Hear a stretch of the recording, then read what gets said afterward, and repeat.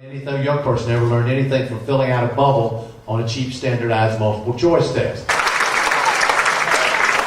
There's actually some things that have been happening in the news recently, which I think tell us a lot about what's wrong with Washington, D.C. What we know is that over the last few years, billions of dollars have been taken out of the federal budget for financial aid for kids to go to college. In other words, it's not there anymore.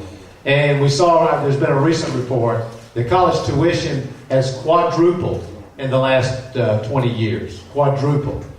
And then we find out from the news that about $600 million, that's an estimate, but about $600 million was paid by error or mistake to banks that make the loans to students for student loans.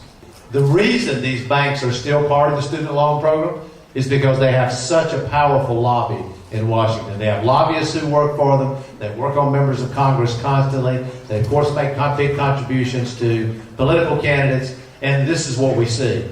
$600 million of taxpayer money overpaid to big banks, like big banks aren't making enough money to begin with.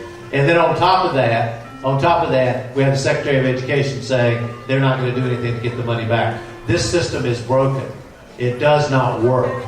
And what we ought to be doing instead is we ought to be getting rid of the banks as the middleman in the making of student loans, so that that money, and it's $4 or $5 billion a year, can be used instead to help kids actually go to college.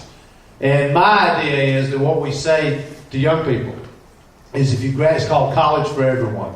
If you graduate from high school and you're qualified to go to college, you commit to work when you're there, at least 10 hours a week. You can do it on campus or off campus. Then America pays for your tuition and books at either a state university or community college. Very simple.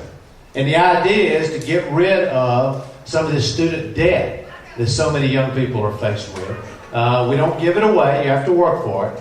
But what it does is it relieves a lot of the financial pressure on students. So we want to make it easier, not harder for kids to go to college.